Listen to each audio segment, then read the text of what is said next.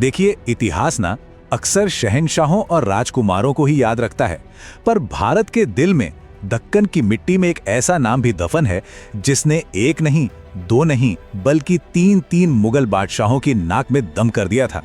ये कहानी उस इंसान की है जिसे कभी गुलाम बनाकर बेचा गया था, पर जिसने अपने दम पर हिंदुस्तान के इतिहास का रुख मोड़ दिया।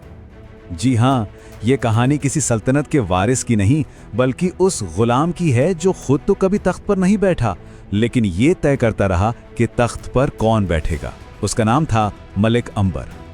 तो चलिए जरा पीछे चलते हैं और जानते हैं कि ये सब शुरू कहां से हुआ।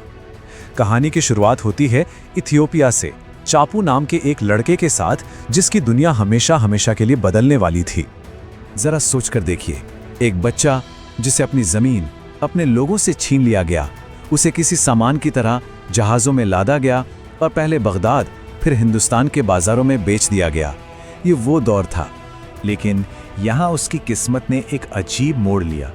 गुलामी की वो जंजीरें ही उसके लिए एक पाठशाला बन गईं। अहमदनगर के एक बहुत ताकतवर मंत्री थे, चंगेज खान। वो खुद भी हबशी थे। उन्होंने अंबर की काबिलियत को पहचान लिया। उन्हीं के नीचे काम करते हुए अंबर ने सिर्फ तलवार चलाना नहीं सीखा, बल्कि यहाँ की सियासत को, यहाँ के लोगों की नब्ज को समझना शुरू किया। और बस यहीं से कहानी में एंट्री होती है उस जमाने की सबसे बड़ी सुपर पावर की, मुगल सल्तनत।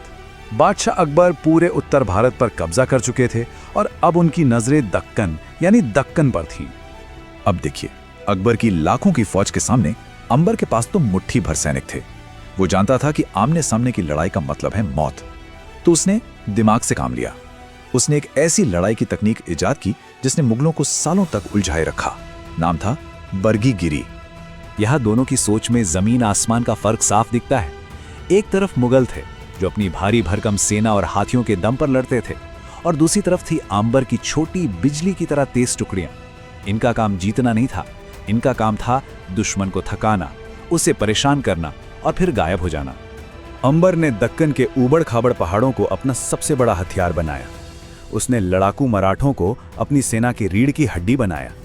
होता यह था कि जब मुगल सेना आराम कर रही होती तो अंबर के सैनिक आते, उनका खाना पीना, हथियार लूटते, और इससे पहले कि मुगल कुछ समझ पाते वो पहाड़ियों में ओझल हो जाते।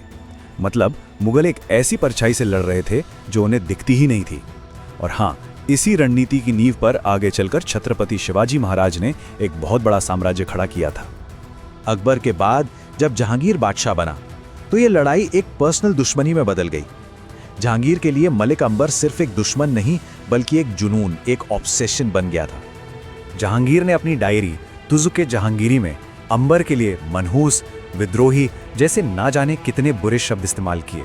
सोचिए, दिल्ली के आलीशान महल में बैठा शहंशाह इस बात से चिढ़ा हुआ था कि एक मामूली सा दिखने वाला गुलाम उसकी सल्तनत को सालों से चैलेंज कर रहा था। और उसकी ये नफरत इतनी बढ़ गई कि उसने एक अजीबोगरीब पेंटिंग बनवाई। इस पेंटिंग में जहांगीर एक ऊंचे तख्त पर खड़ा है और नीचे मलिक अंबर के कटे हुए सर पर तीर चला रहा है। तो क्या ये पेंटिंग वाकई में जहांगीर की ताकत दिखा रही थी? नहीं, असलियत तो ये थी कि जहांगीर कभी अंबर को पकड़ तक नहीं पाया। ये पेंटिंग उसकी जीत का नहीं, बल्कि उसकी बेबसी और हार का सबसे बड़ा सबूत थी। एक ऐसी जीत जो वो सिर्फ अपनी कल्पना में, कागज पर ही हासिल कर सका। लेकिन रुकिए, कहानी सिर्फ जंग की नहीं है। मलिक अंबर जितना बड़ा योद्धा था, उतना ही बड़ा एक दूर की सोचने वाला इंजीनियर और निर्माता भी था।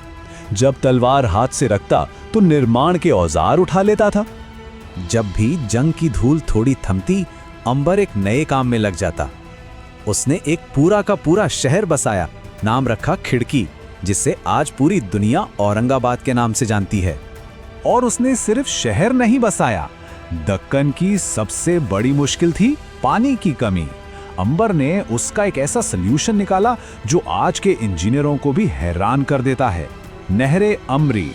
उसने जमीन के नीचे मीलों लंबी सुरंगें खुदवाईं जो पहाड़ों से पानी लाती थीं, और वो भी बिना किसी पंप या मोटर के।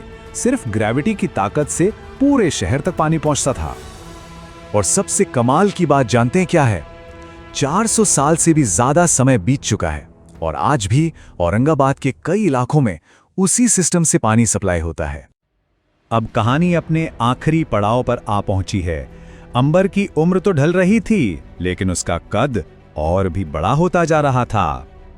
80 साल की उम्र में जब मलिक अंबर की मौत हुई तो वो अजय था, अनबीटन। अपनी आखिरी सांस तक वो दक्कन की वो ढाल बना रहा जिसे मुगल सल्तनत कभी भी भेद नहीं पाई। वो एक ऐसा शख्स था जिसने गुलामी की बेड़ियों को पिघलाकर अपनी किस्मत की तलवार खुद गढ़ी थी। उसने ये साबित कर दिया कि बादशाह बनने के लिए शाही खून की नहीं बल्कि फौलादी इरादों की जरूरत होती है। लेकिन देखिए कितनी अजीब बात है, जिस इंसान ने औरंगाबाद जैसा शहर बसाया, जिसने बरगी गिरी जैसी युद्ध कला को नई दिशा दी, आज हम में से ज्यादातर लोग उसका नाम तक नहीं जानते। वो इतिहास की किताबों में कहीं खो सा गया है। तो सवाल यही उठता है कि वो काला शेर जिसने दिल्ली की सल्तनत को चुनौती दी, उसकी कहानी आज इतनी गुमनाम क्यों है? आखिर इतिहास किसे याद रखता है और किसे भुला देता है? सोचने वाली बात है।